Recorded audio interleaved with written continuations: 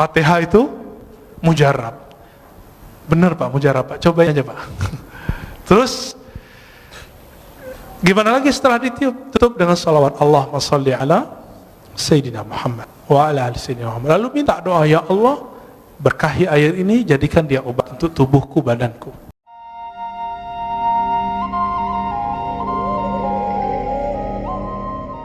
Assalamualaikum warahmatullahi wabarakatuh. Yang pertama, ini masalah kolbu ini. Saya berusaha pernah mendengar bahwa Al-Fatihah itu adalah obat dari segala penyakit. Sehingga begitu bangun tidur pengen minum, ditiupkan Al-Fatihah. Tapi ada yang mengatakan dari segi medis meniup makanan itu adalah tidak baik. Jadi bagaimana kontradiksi dari satu? Dan yang kedua, satu dulu Pak. Kejawab nanti ya. Antara ahli medis dan ahli kolbu itu memang beda mazhab. Tapi yang beruntung yang mengerti ilmu kolbu plus mengerti ilmu cara niup. Orang baca Quran niupnya bukan gitu Pak. Ada caranya. Mau diajarin Pak. Bahasa Arabnya yanfuth. Gitu beda. Itu bukan tiupan, itu mindahin CO2 itu. Yanfus itu tiupan yang tidak ada rasa geraknya. Gitu. Yanfus. Mirip. Maka beberapa silat saya lihat itu dia punya latihan nafas, tapi itu lebay juga ya. Ini nggak apa-apa juga sih. Gimana? Ternyata bukan hanya itu yang penting. Bapak kalau saya kirimin WA, saya bilang, Bapak hebat ya, ahli tahajud, mujahid fisabilillah, semangat Pak. Tapi saya bilang, cemen lo, soalim. Itu di WA. Kalau Bapak baca ada efek gak? Ngefek ke badan gak? Waktu pengurus diteror waktu 2 tahun lalu atau 3 tahun lalu, karena mencoba menetralisir kajian, itu WA bikin rusuh itu Pak, bikin gundah. Benar nggak? Kalimat-kalimat itu punya energi kalau dibaca, apalagi kalau dilafazkan, apalagi kalau dihembuskan. Kenapa? Karena energi-energi yang ada di situ dia bisa tersimpan. Coba lihat flash disk, dia bisa nyimpan data. Handphone bisa nyimpan data, maka semua benda-benda itu bisa nyimpan energi, data-data itu. Semuanya bisa nyimpan data. Kenapa sendal Imam Ahmad itu bisa mengeluarkan jin? Seorang laki-laki datang, ya Ahmad, ya Aba Abdillah, anakku, putriku sering kesurupan, kayaknya dipaksa nikah tuh kayaknya. Rata-rata kesurupan, survei kita 70%, survei langsung, itu karena stres, ditekan. Di pesantren, kalau pesantrennya terlalu keras, kurang menikmati anak kita di kesurupan Pak. Di asrama, di sekolah, apalagi dipaksa nikah sama, dipaksa kerjaan sama, atau lagi pergi berkemah itu ada tekanan, nanti orang itu kesurupan. Itu stres. Tapi kalau ini bukan, ini gangguan sihir. Udah stres, kemasukan jin. Apa katanya? Maaf saya lagi sibuk, ini sendalku, tolong bawa, ketuk aja kepalanya, jangan digambar gitu ya, ketuk kepalanya. Akhirnya dia datang pulang, dia ketuk kepala si putrinya, langsung sembuh. Apa hubungannya sendal sama? Jadi ulama-ulama ahli kolbu itu untuk mengurus orang kesurupan nggak perlu baca ayat Pak, karena dibacain ayat jinnya juga hafiz. Diulang lagi hafalannya semua. Dia butuh memori kolbu yang tersimpan di situ. Maka caranya bukan dihembus, gitu Pak ya, ditiup. Ini saya tunjukin. Kita baca misalnya, Bismillahirrahmanirrahim. Gitu aja. Dia cuma transfer data aja. Data kalimat Al-Fatihah dipindahin ke situ. Diiktikadkan, ya Allah, tolong turunkan keberkahan Fatihah ke Abu Sa'id Al-Khudri udah bertahun-tahun diajarkan Al-Fatihah oleh Nabi, tapi satu kali sebelum pulang Nabi panggil, ya Abu Sa'id, nanti sebelum pulang kamu temuin saya, karena dia punya bakat ngobatin. Nggak semua orang punya bakat ngobatin, Pak. Jadi bapak ini kalau nggak punya bakat ngobatin, walaupun hafiz Quran, apalagi cuma hafil qul huwallahu ahad, jangan coba-coba ngeruqyah. Abu Sa'id orangnya berani, nekatan orangnya. Apa kata Nabi? Nih, saya kasih kamu hadiah. Ditunggu-tunggu, ternyata yang dibaca Nabi apa? Al-Fatihah. Tapi baca Fatihahnya beda zauknya, beda waridnya, beda ahwalnya ketika baca Fatihah saat sholat. Saat sholat baca Fatihah itu isinya adalah khudu, kerendahan kolbu. Di saat ini ada zikir obat di situ. Muncul sebuah riwayat hadis dhaif. Al-Fatihah shifa'un min kulli da'. Fatihah itu obat segala penyakit. Hadis dhaif, tapi Imam Ibnu Qayyim, murid Ibnu Taimiyah, Imam Salafi mengatakan apa? Ini mujarab. Fatihah itu mujarab. Benar Pak, mujarab Pak. Cobain aja Pak. Terus gimana lagi setelah ditiup? Tutup dengan salawat Allahumma shalli ala Sayyidina Muhammad wa ala ali Sayyidina Muhammad. Lalu minta doa, ya Allah, berkahi air ini, jadikan dia obat untuk tubuhku, badanku. Gitu Pak. Jadi jangan pindahin CO2-nya. Oke? Ya. Yang kedua, satu lagi aja. Tambuh. Tambuh cia. Ya. Begini Ustaz. Jadi di dalam kita menetralisir diri ini, kami sering praktik bahwa menangis itu adalah lambang kecengengan. Jadi kami berusaha untuk tidak menjadi orang cengeng bagaimanapun perasaan, untuk berusaha tidak menangis, sehingga memang sulit untuk menangis. Sedangkan dikatakan kamu membaca Al-Quran itu cobalah menangis, kalaupun tidak bisa menangis berpura-pura menangis. Nah, kontradiksi lagi. Bagaimana Ustaz? Makasih. Hadis Iqra'ul Quran wabku alaihi fa illam tabku fatabaku. Itu hadisnya dhaif tapi boleh diamalkan. Bacalah Quran, menangislah. Jika kamu tidak sanggup menangis, maka kenapa susah nangis? Karena nggak pakai kolbu. Coba urus dulu kolbunya. Nanti Pak, kami 40 hari, saya cuma diizinkan sebelum maghrib baca Quran sama guru saya. Kamu obatnya sekarang kolbu dulu. Fatihahnya, ayat yang lain nanti aja dulu. Dosisnya nanti. Maka saya dulu waktu umur 13 tahun, karena ada kewajiban sekolah harus hafal as-sajadah, sebelum maghrib saya baca as-sajadah, baca aja. Tahu-tahu 40 hari udah hafal. Ketika selesai 40 hari, selesai zikir kolbu, saya baca Quran. Baru di Bismillahirrahmanirrahim, udah gak sanggup baca lagi. Tersenduh-senduh Pak. Cengeng gak? Enggak. Saya saat itu merasakan yang ngirim Quran itu ngomong, lagi kirim. Di zaman-zaman dahulu, zaman-zaman masih pakai surat, kalau orang rindu, maka dia bukalah surat yang ada di lemari, surat dari kekasihnya. Masih ingat gak? Dibuka, beberapa orang nangis. Dulu saya masih ingat, bapak saya pertama saya ke Jakarta, itu kirim surat, Ananda gitu ya. Itu surat saya simpen itu. Sekarang karena pindahan nggak tahu nih, masih ada, kayaknya masih ada. Ya. Kalau saya rindu, dulu kan belum ada handphone seperti sekarang. Saya buka aja itu bisa nangis Pak. Kalau surat dari ayah ibu bisa bikin nangis, bagaimana dengan Allah yang mewasiatkan untuk berbuat baik ke ayah dan ibu? Lebih nangis lagi. Maka munculkan dulu zikir kolbunya, baru kita, inilah ayat pertama, Iqra bismi rabbik, bacalah nama Rabbmu. Jangan pakai dengan itu kalau bahasa Indonesia kesannya dengan nama, kesannya beriringan, padahal bi di situ li taukid. Bacalah benar-benar nama Rabbmu. Siapa nama Rabb kita?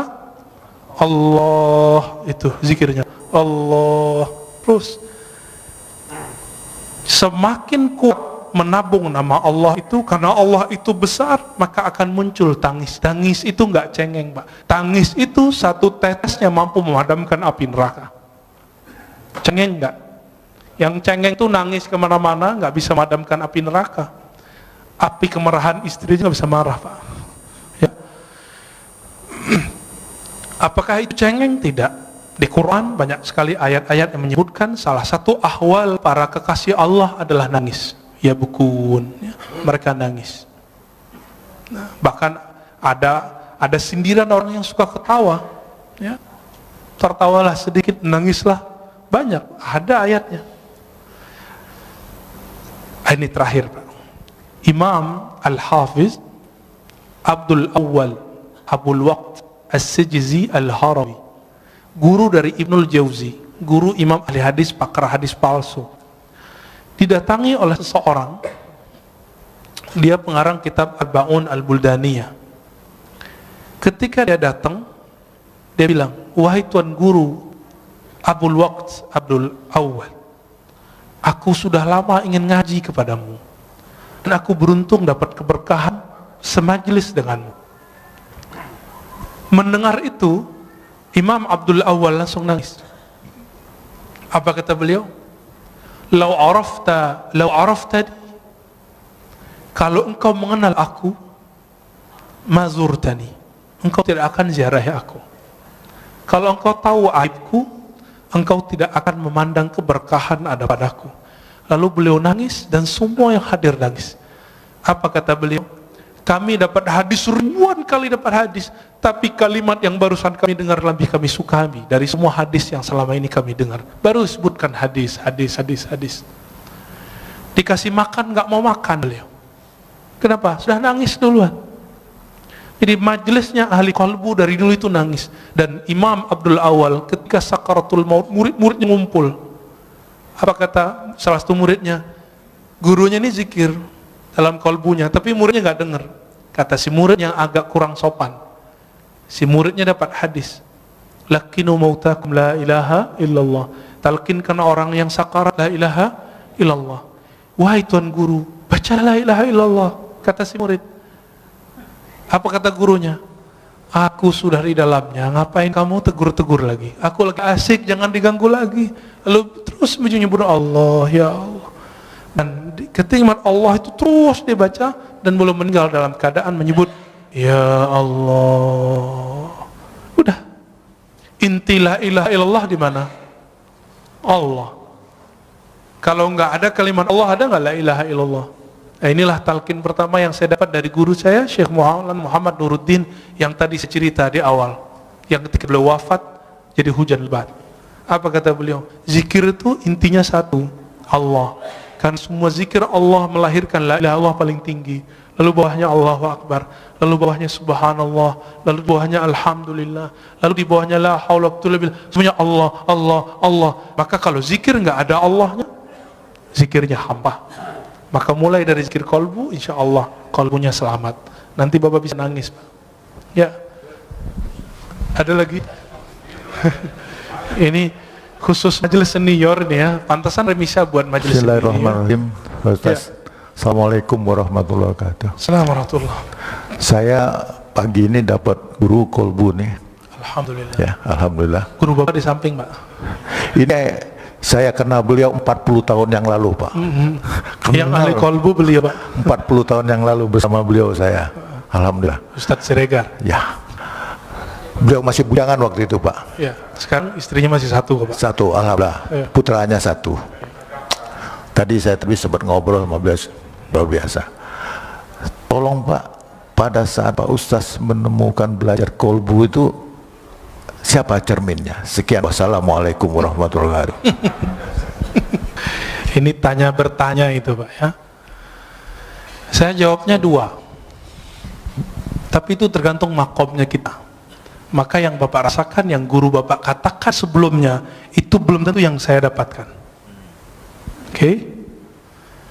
Kalau secara ilmu hadis, al-mu'min mir'atul li akhihi. Mukmin itu cerminan bagi saudaranya. Itu secara hadis. Tapi secara ilmu qalbu, cerminan hakiki itu adalah nur Muhammadiyah, nur Rasulullah sallallahu alaihi wasallam. Disitulah orang bisa bercermin. Orang bercermin ke Nabi itulah yang disebut bersanad. Kalau dia tidak punya cerminan ini, nggak punya sanad ini, dia tidak bisa memantulkan cahaya Allah Tabaraka wa Ta'ala. Kenapa Rasulullah cerminannya? Karena Rasulullah yang paling lengkap mewarisi, dapat memantulkan semua asmaul husna. Ada masuk air putih, keluar air putih. Masuk nama Ar-Rahman, maka muncullah kesayangan Rasulullah ke semua umat. Itulah wa ma arsalnaka illa rahmatan lil alamin. Muncullah Ar-Rahim, maka Nabi SAW mencintai. Itu surat laqad ja'akum Al-Bara'ah ayat terakhir, bagian 2 terakhir. Wabil mu'minina ra'ufur rahim, wabil mu'minina ra'ufur rahim. Kawan Hal-Hallaj, tapi beda mazhab, beda tariqah, namanya Imam Ash-Shibli. Beliau itu ketika wafat dapat kabar dari seseorang ini memuliakan imam ini. Lalu ditanya dalam mimpi, orang ini bertemu Rasulullah, wahai Rasulullah, kenapa engkau memuliakan si Shibli? Apa jawaban Rasulullah dalam mimpinya? Bagaimana aku tidak memuliakannya? Dia telah menjadikan aku cerminannya. Setiap selesai salat dia berikan, laqad ja'akum rasulun min anfusikum azizun alaihi ma anittum harisun alaikum bil mu'minina raufur rahim. Allah sebut Nabi dengan namanya. Rauf itu nama Nabi, nama Allah. Rahim itu nama Allah. Allah jadikan Nabi itu jadi cerminnya. Maka siapa yang bercermin bersenat kepada Rasulullah, kalbunya bercahaya. Maka ketika orang sholat Allahu Akbar, dia harus bercermin Rasulullah di depannya. Tapi siapa yang bertemu Rasulullah? Yang bertemu Rasulullah roh. Karena roh kita belum hidup, kita butuh seorang mursyid yang menghidupkan, membangunkan. Hei, bangun kamu. Maka guru kita juga berguru dengan bersyukur, berterima kasih kepada guru, baru disebut berterima kasih kepada Allah Ta'ala. Maka ketika orang berguru, itu cara bercermin kepada Rasulullah Sallallahu Alaihi Wasallam. Itu yang saya dapatkan. Mungkin yang Bapak dapatkan, guru Bapak dapatkan beda, ya. Tapi kalau ilmunya dari Allah pasti sama, beda-beda ibarah. Ya, Ustaz, singkat aja. Okay. Assalamualaikum Ustaz. Terakhir Pak ya. Iya Ustaz. Apakah betul Ustaz Ya. Nabi Ibrahim alaihissalam itu dibakar? Kan sifat api itu diambil sama Allah menjadi dingin. Jadi pertanyaan saya ini Ustaz, betul nggak situ ibu-ibu yang sedang masak itu masakannya tidak ada matang karena sifat api ditarik sama Allah? Oke. Itu terima kasih Ustaz. Jangan dipakai lagi Pak ilmu itu ya. Jangan dipakai lagi zikir itu. Zikir itu kata Imam Abu Ali Ad-Daqqaq kasilah, seperti pisau, seperti senjata. Sampai di tangan wali jadi karamat, sampai di tangan fasik jadi sihir. Sama-sama zikir. Sampai dia orang nakal jadi pelet. Sampai dia orang tamak, maka waqiahnya bukan untuk ketemu Allah, waqiahnya supaya ngumpulin harta. Dia rajin waqiah, rajin haji umrah. Sekarang umrah udah nggak boleh. Mau minta ke siapa lagi? Ini mau proyek nih, umrah dulu nih. Sekarang Allahnya nahan dulu, gak usah khawatir ya. Kita sedih, tidak ada orang umrah. Dalam sejarah umat Islam itu udah biasa. Bedanya dulu kaum Tartar datang nyerang, gak ada umrah, gak ada haji. Kalau sekarang yang nyerang virus ya, corona. Dulu ada ta'ud namanya. Dan jadi ini bukan kejadian pertama, dan ini bukan pertanda kiamat sebentar lagi, tahun ini sudah keluar Dajjal, bukan ya, itu hoax itu. Kalau ya dari dulu dong keluar Dajjalnya. Majelis kita jangan dirusak oleh hadis-hadis palsu. Salah satu hadis palsu yang berkembang hari ini adalah kalau Ramadan hari Jumat maka terjadi dentuman 15 Ramadan, muncullah dukhan, nanti kekacauan di Arab. Arab itu udah kacau udah lama. Setelah Nabi wafat, para sahabat Khulafaur Rasyidin meninggal. Itu Arab sampai hari ini kacau. Gak berhenti Bapak baca sejarah. Saya hobi baca buku-buku sejarah. Kitab Al-Bidayah wa Nihayah Ibnu Katsir 14 jilid kita khatamkan karena kita tahu kapan saja ada konflik. Ibnu Khaldun ya, Rihlah Ibnu Battuta, Tarikhul Islam Ibnu Zahabi sama menyebutkan tahun yang sama, gak beda. Jadi nggak usah khawatir, insya Allah nanti Allah angkat, ya Allah marfa'anna. Maka doa kunut sekarang hampir wajib. Namanya kunut subuh plus nazilah. Ya, kalau bisa ditambahkan kepada imam, tolong kasih tahu, Allah fa'idfa'annal bala wal waba. Ya Allah, tolak bala dan wabah dari kami, wabah virus. Ya, insya Allah Allah jauhkan. Jadi kalaupun flu, insya Allah nggak corona Pak, insya Allah ya. Kalaupun kena, waqina syarra ma qadait. Apa arti waqina syarra ma qadait? Kalaupun kami kena, tapi tolong haluskan kenanya ya Allah. Insya Allah nggak parah. Kalaupun parah, Allah ambil nyawanya langsung biar nggak susah hidupnya. Gitu. Jadi jangan diamalin lagi Pak ya. Ya. Kalau ada teman Bapak kasih tahu, jangan coba-coba pakai zikir itu untuk menahan biar ibu-ibu nggak matang. Biasanya itu kalau orang ke resto tuh ya, dikerjain dapurnya. Di kampung saya dulu banyak.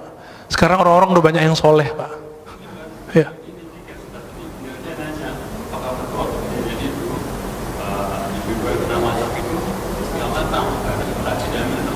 Oh enggak, itu mah ngakal-ngakalin aja ya. Yang pasti di situ muncul kaidah Ahlussunnah. Apa kaidah dalam akidah Ahlussunnah? Api itu tidak membakar karena zatnya, tabiatnya. Karena hukum konstannya enggak.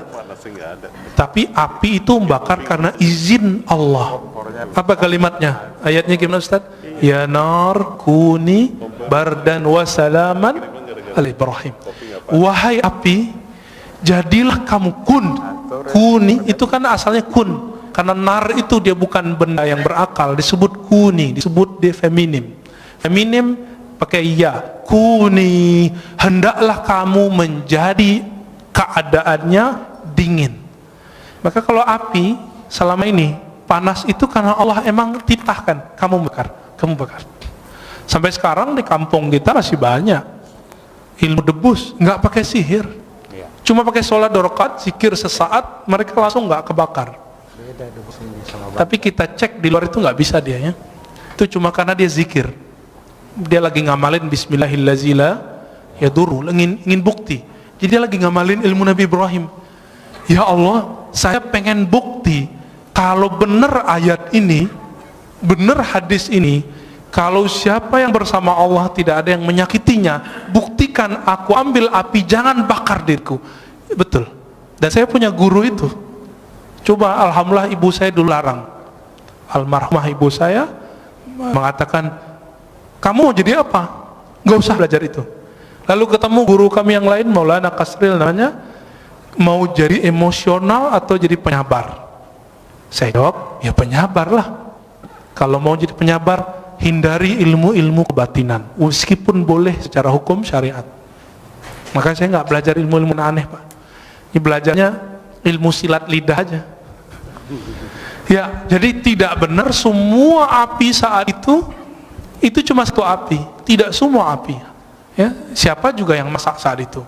Ya, ngopi. Ya itu khayalan orang lagi mentafsir.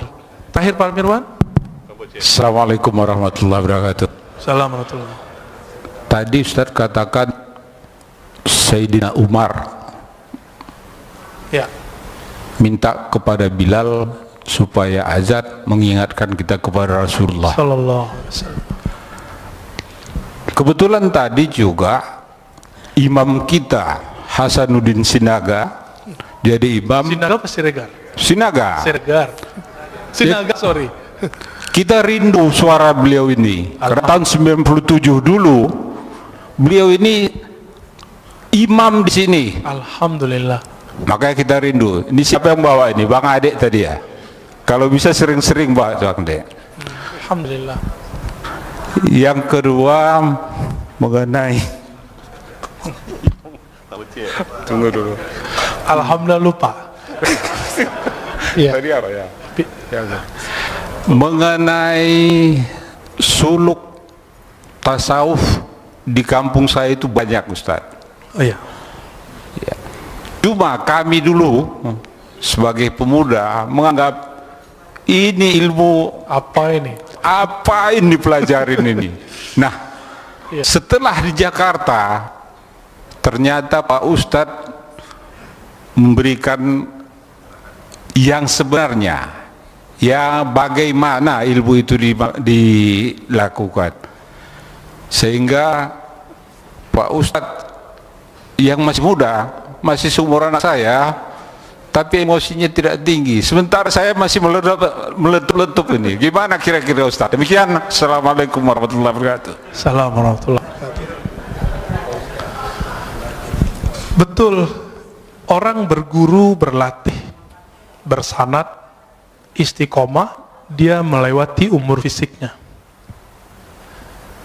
Maka guru-guru kami, di mudanya mereka sudah jadi syekh. Syekh itu artinya orang tua.